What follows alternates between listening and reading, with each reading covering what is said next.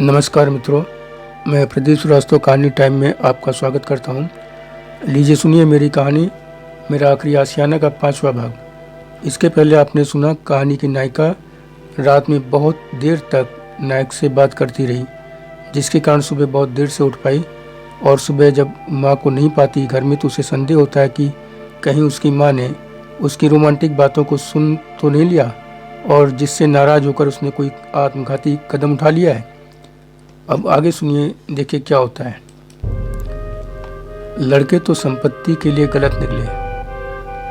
अम्मा ने अब भाई भाभीियों के झूठे आरोपों को भी सच मान लिया होगा कि मेरा उस ज्योतिषी के साथ वाकई संबंध रहा होगा। निश्चित ही मेरी बातें सुनकर वह बर्दाश्त नहीं कर सकी होंगी और चली गई कहीं। 5-6 घंटे हो रहे हैं। मैं अब उनको ढूंढूं भी तो कहाँ? मिल जाने पर क्या मुंह दिखाऊंगी? अम्मा तो सीधे मुंह पर थूक देंगी, मेरी छाया भी नहीं देखना चाहेंगे। इससे अच्छा है कि मैं मर ही जाऊं। वैसे भी जिंदगी में मेरी बचा क्या है जिसके लिए जीऊं? बेवजह घुट घुट कर जीने से अच्छा है मर जाऊं। दुनिया की उपेक्षा नफरत को तो मैं सह सकती हूँ, लेकिन अम्मा की नहीं। मेरा मर जाना ही अच्छा है। अम्मा को ढूंढने जाने का भी अब क्या फायदा? मैंने मर जाने का निश्चय किया। समस्या मेरे साथ मेरे साय की तरह रहती है, तो इस समय भी सामने आए कि मैं करूं कैसे?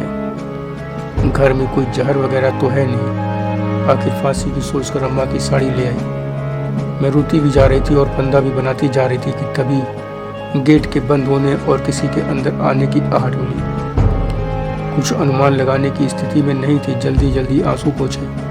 अम्मा की साड़ी जल्दी से पास पड़ी कुर्सी पर डालकर बाहर निकलने को हुई, तभी अम्मा सामने आ गई। मैं एकदम अक्की बक्की उन्हें देखती रह गई। आंसू जैसे जहाँ के तहाँ जम गए। आवाज़ हलक में ही फंस कर रह गई। कुछ क्षण पलक पहले तक जहाँ इस संदेह में कि अम्मा ने कुछ कर लिया है, इस दुख में रो रही थी, मरने जा रही थी।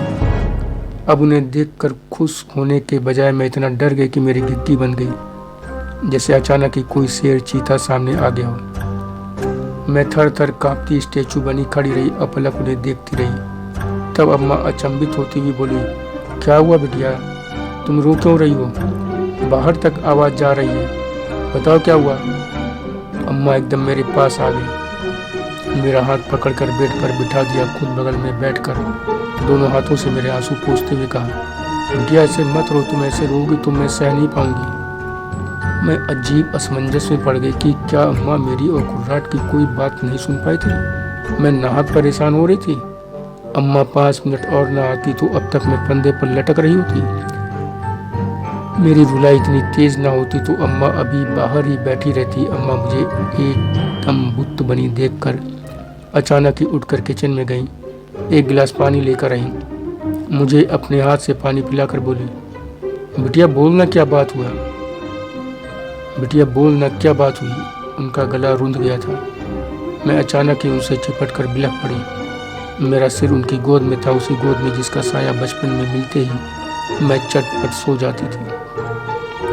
मैंने रोते रोते कहा, अम्मा मुझे माफ़ करना, मुझसे बड़ी गलती हो गई, मुझे बचा लो, अब फिर से ऐसी गलती नहीं होगी। अम्मा ने मुझे जगाया नहीं था, इसलिए मुझे पूरा यकीन हो गया था कि उन्हें सब मालूम है। बस इतनी उम्र दराज अपनी बिटिया को क्या कहें, कैसे कहें, इसी अनिर्णय के कारण बाहर 5 घंटे से बैठी थी। अम्मा बड़े प्यार से मेरा सिर कुछ देर तक सहलाती रही, फिर बड़े भावुक स्वर में बोली, बिटिया तुमसे कोई गलती नहीं हुई है, इसलिए तू एकदम ना रो। गलती तो हमसे भी, रोना पछताना तो हमें चाहिए, तुमसे तो हमें माफ़ी मांगनी चाहिए।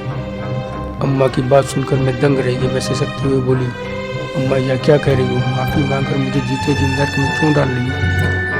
न जाने कौन से पाप किए थे जो यह जीवन इस तरह बीत रहा है। अम्मा ने मेरा सिर दोनों हाथों से ऊपर उठाया, फिर आंसू पोंछते हुए कहा, तुम अपने दिमाग से यह सब निकाल दो कि तुमने कोई पाप किया है। अम्मा की बातों से मुझे बहुत ताकत मिली। मैं सारी ताकत बटोर कर बोली, अम्मा मैं 10 बजे तक सोती रही, तुमने आज उठाया क्यों नहीं? पहले तो उठा दिया करती थी। अम्मा कुछ पल चुप रहने के बाद बोली, कैसे उठाती बिटिया? 4 बजे सवेरे तो तुम सोई थी।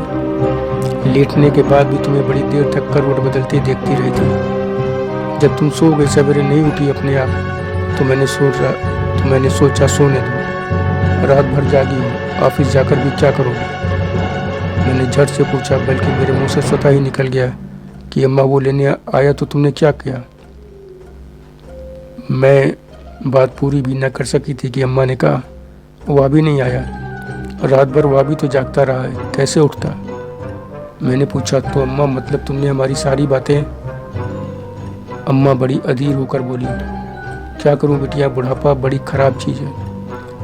नींद आती नहीं, आती भी है तो हल्की सी आवाज़ से ही खुल जाती है। तुम्हारी नानी इस नींद को कुकुर निंदिया कहती थी। जैसे वह हल्की सी आहट से ही जाग जाते हैं, वैसे ही बुढ़ापे की नींद होती है। जब फ़ोन की घंटी बजी तुम एकदम से मोबाइल लेकर यहाँ से गई। मेरी नींद तभी खुल गई थी।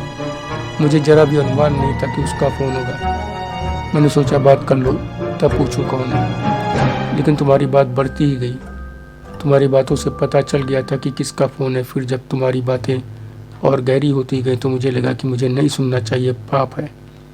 फिर मैंने कानों में उंगली दे दी, मगर क्या करूं, कुछ बातें कान में पड़ ही जा रही थी। शुरू में गुस्सा आया कि तुम यह क्या मूर्खता कर रही हो, अपने से इतने छोटे लड़के से ऐसी बातें। मगर सोचा कि नहीं, वह एक इंसान है और तुम भी एक इंसान हो। जैसे उसकी दुनिया भर के लोगों की ज़रूरतें हैं, इच्छाएं हैं, वैसे ही तुम्हारी भी हैं। जितना हक सबको है अपनी ज़रूरतें, इच्छाएं पूरा करने का, उतना ही तुम्हें भी है। उम्र या और किसी भी को बीच में आने का कोई हक नहीं है, मुझे भी नहीं। बस यही सोचकर अनसुनी कर लेटी रही मैं उनसे पूछना चाहती थी कि अम्मा तुम्हें बुरा नहीं लगा, लेकिन अम्मा पहले ही बोली, सारा दोष हमारा ही है बिटिया। एक औरत, उससे भी पहले एक माँ होकर भी अपनी जवान बिटिया की भावनाएं, उसकी ज़रूरतों की तरफ ध्यान नहीं दे पाई। देखते ही देखते वह प्रौढ़ा बन गई। उसके हिस्से के सारे सुख पीछे छूटते चले गए।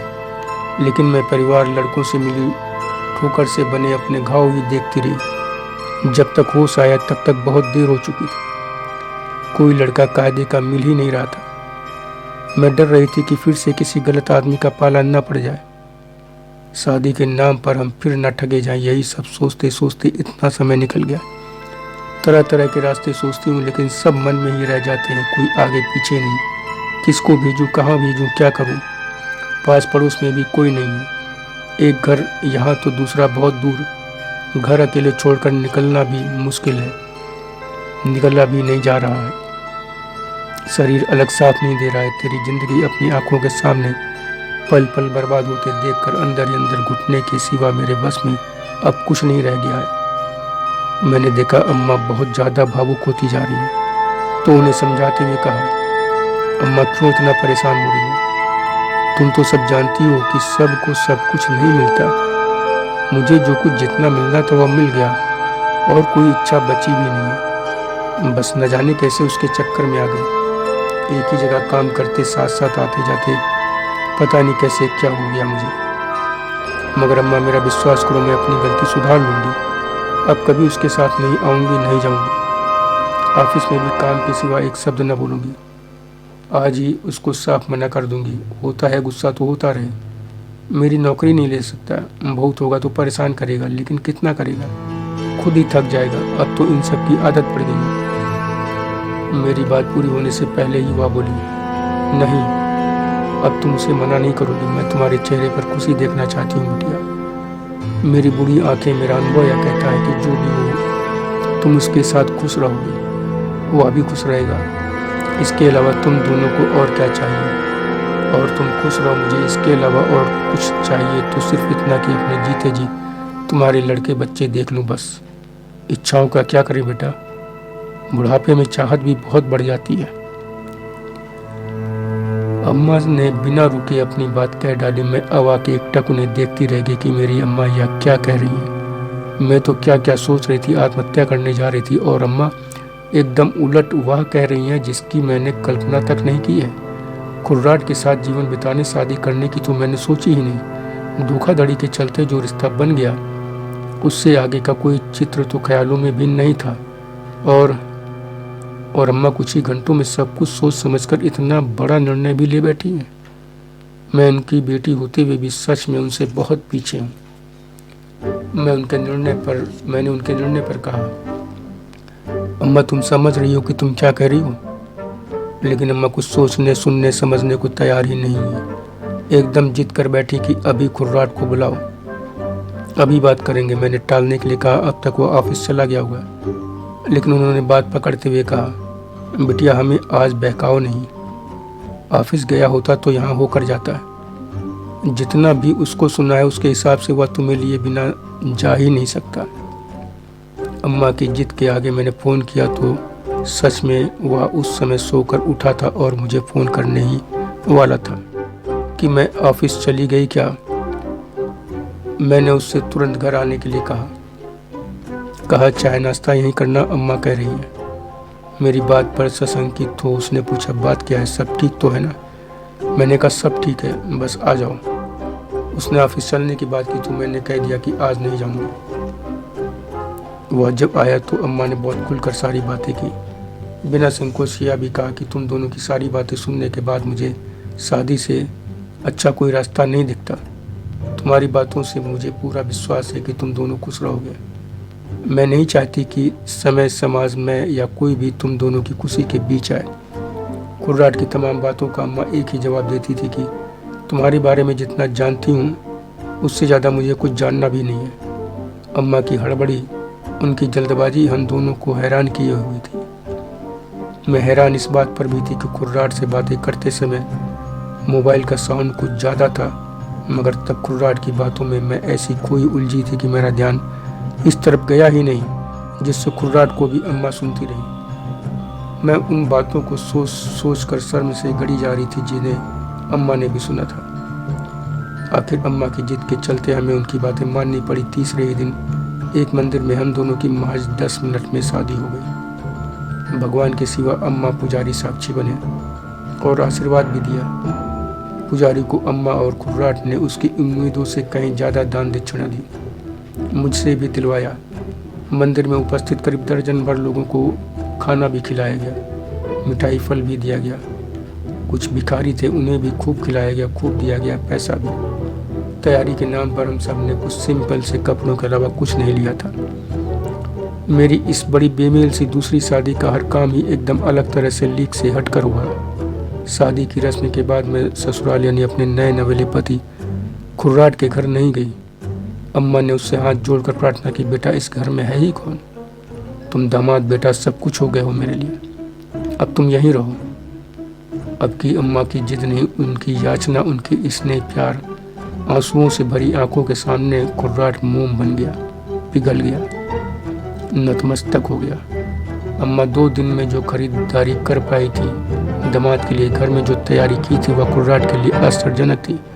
और मुझे सुहाग सेज पर उसने आश्चर्य में डाल दिया, सोने नहीं डायमंड के जेवर देकर। मैंने सपने में भी नहीं सोचा था। तभी उसने यह भी बताया कि अगर वह अम्मा की बात ना मानकर मुझे अपने यहाँ ले जाता तो एक छोटा सा बेड हमारी सुहाग सेज बनता, या फिर ज़मीन जहाँ न जाने कब से झाड़ू भी नहीं लगी है। जो भी नाम मात्र की चीज़ें हैं वह सब अस्त व्यस्त बिखरी पड़ी हैं। हमारी तरह उसने 2 दिन में भी कुछ इसलिए नहीं किया क्योंकि वह 2-3 हफ्ते होटल में ही रहने का प्लान बनाए हुए था और इसी बीच कहीं किराए का मकान लेकर नए सिरे से सब कुछ खरीदना चाहता था। मगर अम्मा के प्यार ने उसका प्लान बदल दिया। 2 दिन में ऑफिस के अलावा वह और कुछ काम कर सका तो बस इतना कि बैंक से पैसा निकाल कर मेरे लिए डायमंड सेट ले आया। पसंद करने में सारी मदद ज्वेलर के यहाँ सेल्स वूमेन ने की, जिसकी आंखें और होंठ उसकी नज़र में बहुत ज़्यादा बेहद खूबसूरत थी। मगर मुझे उसकी यह बात सिवाय ठिठोली के और कुछ नहीं लगी थी। मुझे सबसे बड़ा आश्चर्य तो यह हुआ कि सुहाग सेज पर मुझे मेरा खुर्राट नहीं मिला। जो मिला वह एक बेहद संकोची, शर्मिला, भावुक इंसान मिला। मैं चकित थी कि फ़ोन पर न जाने कैसी कैसी बातें करने वाला खुर्राट कहाँ चला गया।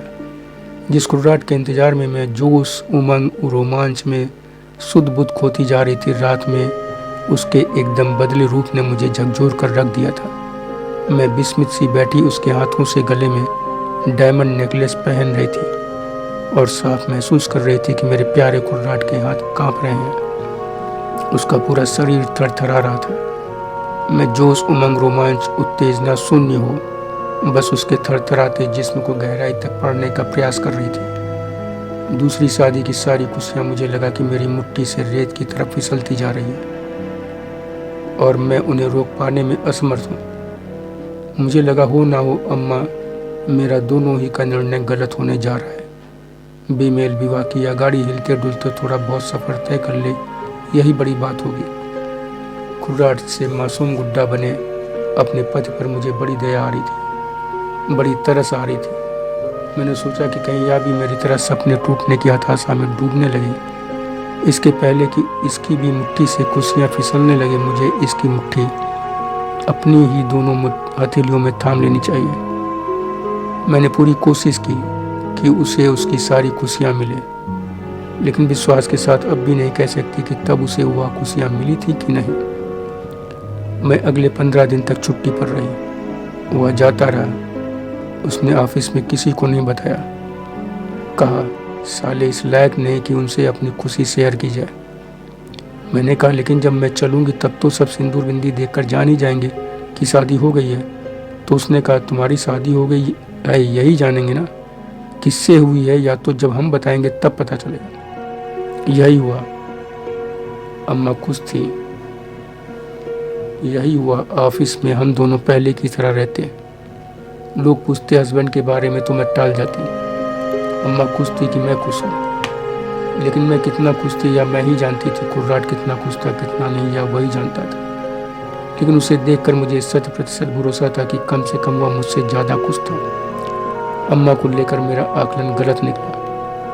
अम्मा की अनुभवी आंखों ने मेरी परेशानी पर कुछ इबारतें पढ़ ली थी। बड़े संकोच से एक दिन मेरे सिर में तेल लगाते हुए पूछा, बिटिया तू खुश तो है ना? मुझसे कोई गलती तो नहीं हो गई? यह सुनते ही मैं एक झटके में उनकी तरफ मुड़ी। पूछा, क्यों अम्मा, ऐसा क्यों पूछ रही हो? वह बोली, पता नहीं क्यों बिटिया, इधर कुछ दिनों से मुझे ऐसा लग रहा है जैसे कि तेरे चेहरे पर कुछ उदासी सी बीच बीच में तैर जाती है। अम्मा से यह सुनते ही मैंने उन्हें बाहों में भर लिया, फिर उनके माथे को चूम कर कहा, क्यों अम्मा, क्यों इतना चिंता करती हूँ? मैं एकदम खुश हूँ। तुम्हें दिखता नहीं मैं कितना खुश रहती हूँ। मैं एकदम सफ़ेद झूठ बोलती गई। अम्मा कुछ देर जैसे मेरे चेहरे को पढ़ने के बाद बोली, हाँ बिटिया, तुम ऐसे ही हमेशा खुश रहो। तुम्हारे चेहरे पर जरा भी चिंता मेरी जान ही निकाल लेती है। बस बिटिया, अब जल्दी से एक नाती दे दो तो घर का सूनापन खत्म हो जाए। सूना सूना घर अब बड़ा खराब लगता है। अम्मा की बात पर मुझे बड़ा तेज झटका लगा, साथ ही उनकी नादानी पर हंसी भी आ गई। मैंने जब अपनी ज़्यादा हो चुकी उम्र की बात उठाई, कहा कि अब कहाँ इस तरह की कोई उम्मीद है, तो अम्मा का जवाब सुनकर मैं उन्हें एकटक देखती रह गई। डॉक्टर से मिलने से लेकर IVF टेक्नोलॉजी को यूज़ करने तक की बात करने लगी। मैं अचंभित रह गई जब उन्होंने अपनी अलमारी से कई अखबारों के पन्नों के टुकड़े निकाल कर मेरे सामने रख दिए और उनमें IVF टेक्नोलॉजी से निसंतान दंपतियों को संतान पैदा कराने के विज्ञापनों को दिखाते हुए कहा, देखो यह सब क्या है, इनमें से किसी के यहाँ जाकर दिखाओ। बिटिया, उम्र की बात हमारे भी मन में थी, मगर इसमें जो बातें लिखी हैं उससे हमें विश्वास है कि इस घर में भी नन्हे मुन्नों की किलकारी जरूर गूंजेगी, तुम्हारी गोद जरूर हरी भरी होगी। कहते कहते अम्मा एकदम भावुक हो गए। उनका गला भर आया। अपने लिए उनकी भावना, उनके प्यार चिंता को देखकर मेरा दिल भर गया। मेरी भी आंखें भर आईं। मैंने लाख कोशिश की, लेकिन अम्मा को चुप कराते कराते खुद भी उनसे ज़्यादा रोने लगी। तब उल्टा अम्मा हमें चुप करा रही थी। मेरे सब्र का बांध इसलिए टूटा, इसलिए मैं न रोक पाई खुद को, क्योंकि मन में खुर्राट और अपने बीच जो अनकही सी दूरी के बीज अंकुरित होते देख रही थी, उन्हें देखते हुए तो बच्चे का सपना देखना भी मूर्खता थी, वह भी IVF जैसी बेहद जटिल खर्चीली टेक्नोलॉजी के जरिए। मगर यह बातें अम्मा को कहकर मैं उन्हें दुख नहीं देना चाहती थी। दुख के आया सुनकर तो उन पर वज्रपात हो जाता। अपनी बात, अपना दर्द मैं कह भी नहीं सकती थी, अम्मा से भी नहीं। इसी विवशता ने मेरे आंसू और भी नहीं रुकने दिए थे। कुछ देर बाद अम्मा का दुख कम करने के लिए मैंने झूठ ही कहा, ठीक है अम्मा, मैं इनसे बात करूंगी, जाऊंगी किसी डॉक्टर के पास। जब अम्मा से मैंने यह बात कही थी तब मन में बिल्कुल नहीं था कि इस बारे में अपने मुंह से खुर्राट पति से बात करूंगी, मगर मन में इस बात को लेकर उथल पुथल मची रही। रात में उनको काफ़ी जॉली मूड में देखकर मेरी भी बरसों बरस से दबी इच्छा एकदम जाग उठी। मैं मचल उठी, पति महोदय से बात उठाई तो देखा कि उनकी स्वाभाविक हंसी बनावटी हंसी में बदल गई। मेरी बगल में बैठे थे उठे, एक हल्की सी थपकी पीठ पर मारी और बाथरूम में चले गए। लौटे तो मोबाइल उठाकर किसी को कॉल की और बात करने लगे। मुझे उनका जवाब मिल चुका था। इतना स्पष्ट जवाब दिया था कि शक सुबह की रंच बात को भी गुंजाइश नहीं रह गई थी। मेरा दिल रो उठा, कलेजा फट गया। अपनी मूर्खता पर गुस्सा नहीं आया, बल्कि खून खौल उठा कि सब कुछ जानते समझते हुए मैंने यह मूर्खता नहीं बल्कि यह पागलपन क्यों किया। पहली मूर्खता तो इनकी बातों में आकर भावनाओं में बहकर इनके इतने करीब चली गई। फिर अम्मा की बातों को मान लिया, जो वास्तव में मेरे मन में ही अकुवाई बात थी। आनन फानन में शादी कर ली। कितना सही कहा गया है कि जल्दी का काम शैतान का होता है। मेरा मन फूट फूट कर रोने को कर रहा था। बेड पर एक तरफ करवट लेकर लेट गया। मैं पूरी ताकत से अपनी रुलाई रोकने में लगी हुई थी। 10 मिनट बाद ही कुर्राट को भी बेड पर लेटते महसूस किया। मुझे जवाब देने के लिए बात करने का ड्रामा खत्म हो गया था। मैंने जब उनके हाथों का स्पर्श अपनी बाहों पर महसूस किया तो मैंने तुरंत ही उनकी तरह ड्रामा किया। बात करने का नहीं, सोने का। कुर्राट ने पूछा, सो गई क्या? लेकिन मैं एकदम निश्चल पड़ी रही, शरीर को एकदम ढीला छोड़ दिया जिससे उनको जरा भी शक न हो। मुझे तब और कष्ट हुआ जब वह अगले ही पल दूसरी तरफ करवट होकर सो गए। सो गई क्या, यह पूछकर उन्होंने केवल कन्फर्म किया था कि मैं सो रही हूँ कि नहीं। इस रात के बाद मैंने फिर कभी उनसे इस चैप्टर पर एक शब्द तो क्या एक अक्षर न बोली। अम्मा पूछती तो लगातार झूठ बोलती कि डॉक्टर के पास गई थी, यह बताया वह बताया, कुछ दवाएं भी दी हैं, पूरा कोर्स होने के बाद आने को कहा है। अम्मा से झूठ बोलने, उन्हें धोखे में रखने का पाप मैं लगातार करती रही। बोलते वक्त मेरी आत्मा मुझे धिक्कारती थी, मन कचोटता था, लेकिन मैं अपनी इस बात पर अडिग थी कि चाहे जो भी हो जाए, चाहे दुनिया के सारे पापों के बोझ तले दब कर मैं खत्म हो जाऊं, लेकिन सच बताकर अम्मा की आंखों में आंसू नहीं आने दूं। लेकिन मेरी कोशिश आंशिक ही सफल हो रही थी। जैसे जैसे समय बीत रहा था वैसे वैसे उनकी आंखों में आंसू की चमक में और तेज होते देख रही थी। उनकी बातचीत भी कम होती जा रही थी। चेहरे पर सूनापन, वीरानापन गहरा और गहरा होता जा रहा था। हमारे और कुर्राट के बीच मधुरता का विलोपन भी गहरा होता जा रहा था। घर में सूनापन अपनी जगह और बड़ी करता जा रहा था। और एक दिन यही सूनापन लिए अम्मा मेरे लिए जीवन का आखिरी कोना भी एकदम सूना करके चली गई। रात 11 बजे मैं उनकी दवाओं का डिब्बा, पानी और घंटी का लंबे तार वाला स्विच उनके बेड के बगल में स्टूल पर रखकर सोने गई थी। मैंने महीने भर पहले ही यह घंटी उनकी बढ़ती स्वास्थ्य संबंधी समस्याओं को देखते हुए लगाई थी कि अम्मा जरूरत पड़ने पर स्विच दबा देंगी तो मेरे कमरे में घंटी बज जाएगी, मैं तुरंत उनके पास पहुंच जाऊंगी। लेकिन अम्मा ने घंटी नहीं बजाई। कंबल, बिस्तर की हालत, स्टूल से नीचे गिरा पानी का गिलास और दवाई का डिब्बा और खुद वह जिस तरह बिस्तर पर पड़ी थी, वह सारी स्थितियाँ चीख चीख कर बता रही थी कि अम्मा ने तकलीफ बढ़ने पर दवा पानी लेने की कोशिश की थी और जल्दी में नीचे गिर गई। फिर बड़ी कोशिश कर बिस्तर पर पहुँच तो गई, लेकिन अपने को सही पोजीशन में नहीं कर पाई। स्विच जैसे का तैसा स्टूल पर पड़ा था। उन्होंने मुझे परेशान करना नहीं चाहा था, जबकि सच यह है कि यह करके उन्होंने मुझे ऐसा दुख दिया है जो जीवन भर मेरे साथ रहेगा। मैंने उनकी अंतिम इच्छा का भी पूरा ध्यान रखा। कई बार भाइयों को सूचना देने के लिए सोचा, लेकिन अंततः कदम रुक गए। वैसे ही मुझे घर का एड्रेस आदि याद ही नहीं था। किसी का कोई कॉन्टैक्ट नंबर भी मेरे पास नहीं था। मैं अम्मा के न रहने पर भी उनकी हर बात का अक्षरशः पालन करने का प्राण से प्रयास करती रही। ऑफिस में भी किसी को सूचना नहीं दी। कुछ पड़ोसी आ गए थे जो कुर्राट के परिचित थे। कुर्राट दामाद होने का रिश्ता बखूबी निभा रहे थे। अर्थी को कंधा देने के लिए वह खुद ही आगे बढ़े। मैं भी आगे बढ़ी, लेकिन उन्होंने एक हाथ से मेरा हाथ पकड़ा। मना करना चाहा, लेकिन मैंने अपने दूसरे हाथ से उनका हाथ हटा दिया। जो पड़ोसी कंधा देने के लिए खड़े थे उनमें से आगे वाले ने एक ने मुझे आगे बढ़ते देखा तो खुद ही पीछे हट गए। मैं अपनी माँ को कंधे पर लेकर आगे बढ़ी। पीछे वालों ने राम नाम सत्य है का मध्यम स्वर में उच्चारण शुरू किया। पास पड़ोस के बहुत से लोग अपने अपने दरवाजे पर खड़े देख रहे थे, ऐसे आश्चर्य से जैसे कोई अजूबा निकल रहा है। मगर मुझे किसी की कोई परवाह नहीं थी। मैं लड़की लड़के के फर्क से नफरत करती थी, आज भी करती हूँ। लड़की से पहले मैं अम्मा की संतान हूँ, बस यही मेरे दिमाग में था और मैंने सारी क्रियाकर्म संपन्न की है। धन्यवाद मित्रों, शेष अगले भाग में।